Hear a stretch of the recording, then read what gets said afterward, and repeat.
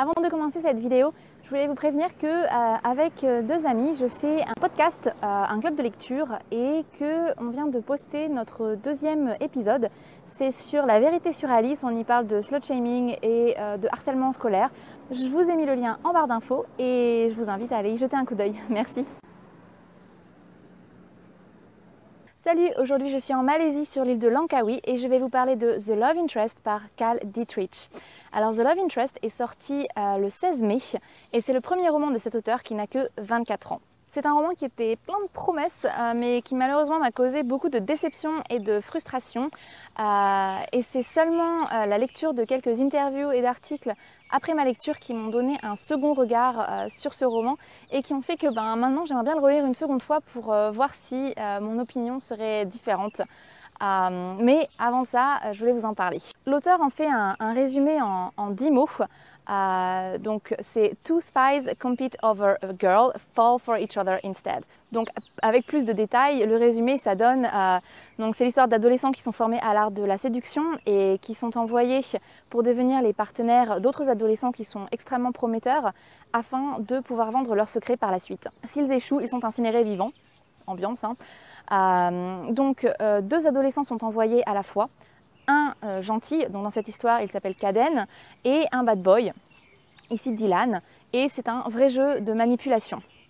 J'ai lu une critique sur Goodreads écrite par Jamison, je vous mettrai le lien en barre de description, qui dit que le livre essaye de montrer beaucoup de choses en même temps, ce qui fait qu'au final on n'en développe aucune. Et une série ou en tout cas un deuxième tome aurait permis de limiter cette impression. Je suis assez d'accord. En fait, l'auteur a voulu se moquer de différents tropes un peu classiques. Il en a sélectionné certains et les a retournés à sa sauce. Son idée de base, en fait, il explique que c'était d'avoir une école qui forme les love interest pour les romans de young adultes. Donc au final, la direction était un petit peu différente, mais c'est vrai qu'on retrouve un petit peu cette idée de base en fil rouge dans le roman. Donc il y a plusieurs thèmes et tropes, comme je vous le disais, qui sont retournés. J'en ai sélectionné 3 dont je vais vous parler un petit peu dans cette vidéo. Alors le premier trope, c'est la masculinité et les normes de genre. Donc l'auteur se définit comme étant féministe et il a voulu montrer que le sexisme est aussi toxique pour les hommes que pour les femmes. Si vous êtes intéressé ou curieux de cette idée, je vous conseille le mouvement He for She qui a été lancé par Emma Watson lors d'un discours aux Nations Unies et qui est absolument brillant et très intéressant. Et voilà, je vous mettrai le lien en barre d'infos. Donc j'espère vraiment que tout le monde s'est senti hyper mal à l'aise face au concept de ce récit, de ce roman qui rappelle vraiment les pick-up artistes. Donc je ne sais pas si vous connaissez un petit peu les pick-up artistes, c'est ces mecs absolument odieux qui pensent que la drague est une recette de cuisine et qu'en suivant certaines règles très précises, on peut à coup sûr coucher avec la fille qu'on a choisie. La plupart du temps, ce sont des méthodes qui sont absolument odieuses, vraiment horribles. Donc voilà, ça m'a un petit peu rappelé ça, puisque les love interests suivent des scripts, ils mentent et manipulent pour arriver à leur fin.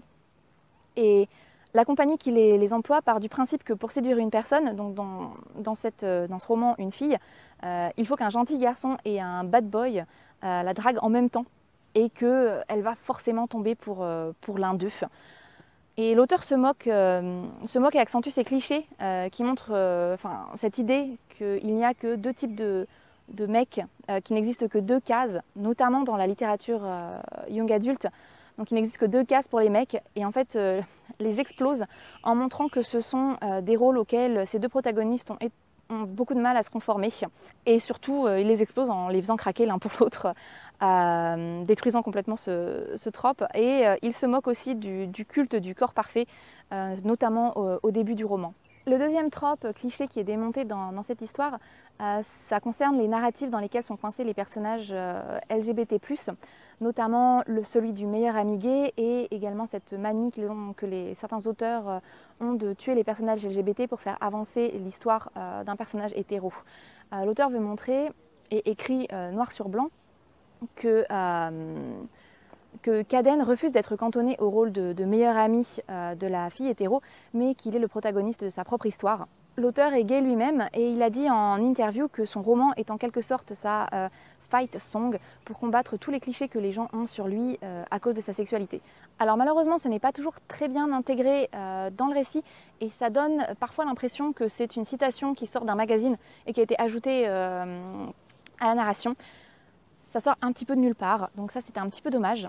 On a aussi la mention qu'un personnage pourrait être bi et c'est super important parce que ça montre que le choix ne se cantonne pas à aimer les filles ou aimer les garçons mais qu'il y a d'autres options possibles.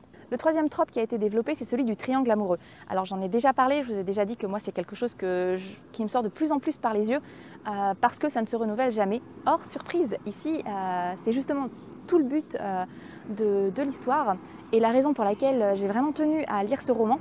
Les deux mecs qui ont pour mission de séduire la jeune fille vont finalement craquer l'un pour l'autre. C'est une surprise qui est bienvenue, et encore je dis surprise, ça l'est pas vraiment puisque c'est comme ça que le livre est marketé, hein. C'est sur cette différence et sur ce point de l'histoire. Mais voilà, c'était vraiment bienvenu d'avoir pour une fois un triangle amoureux qui ne se termine pas avec le personnage féminin qui choisit un des personnages masculins. Donc maintenant j'attends l'histoire, le roman où le triangle amoureux se termine par une relation polyamoureuse, parce que pourquoi pas, après tout. Il y avait d'autres tropes et clichés, mais c'était les trois qui, à mon sens, étaient les plus importants et les plus développés dans cette histoire, donc je vais m'arrêter là. Et je vais passer à mon avis général. D'abord, les points négatifs. Le style est un peu plat et bateau, les personnages sont malheureusement assez peu développés, l'histoire n'est pas présentée comme une parodie, donc à ma lecture, j'ai trouvé beaucoup de choses ridicules que j'ai mises sur le compte d'une faiblesse dans l'écriture. Et cette idée était supportée par le fait que le style est un peu faible et surtout par le côté très sérieux de la menace d'incinération qui est introduite exactement au même moment. Donc je n'ai découvert la volonté de l'auteur que lors de mes recherches pour cette vidéo. Deuxième point un peu négatif, c'est le fait que certaines actions n'ont aucune conséquence ou alors sont pardonnées bien trop rapidement, ce qui fait que les péripéties parfois tombent un petit peu à plat puisque elles n'amènent rien de plus une fois qu'elles sont terminées. Les côtés positifs maintenant, donc comme je le disais, le triangle amoureux c'était vraiment le gros plus de cette série. Je pense que c'est vraiment son point fort et ce qui a vraiment fait que j'ai apprécié cette histoire. Et l'autre point positif qui découle un petit peu de ce premier, c'est la volonté de l'auteur de sortir des carcans et des clichés pour essayer de créer quelque chose de nouveau et d'inattendu.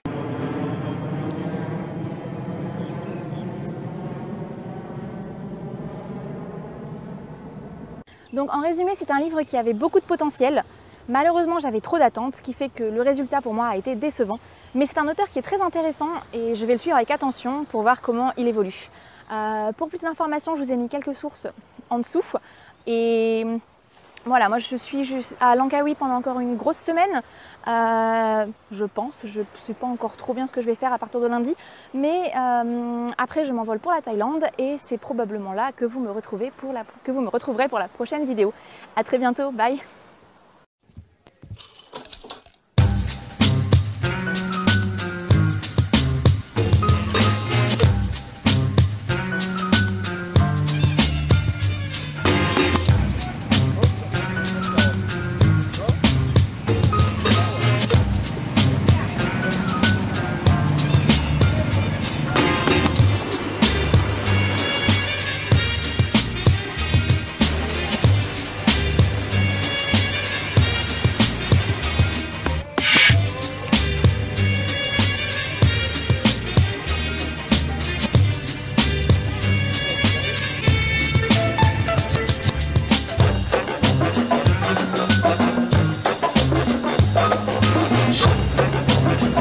Voilà.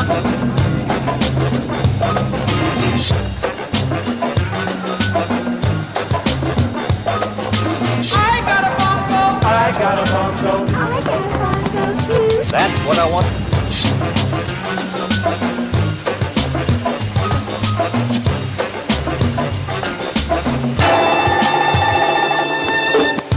Sit on the front of your chair. Place the bongos between your legs, a little below the knees. It shouldn't take much pressure.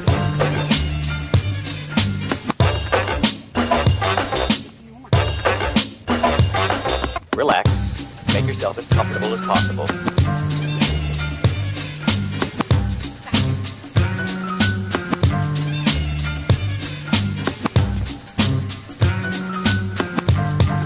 Slow down, Mr. Bongo.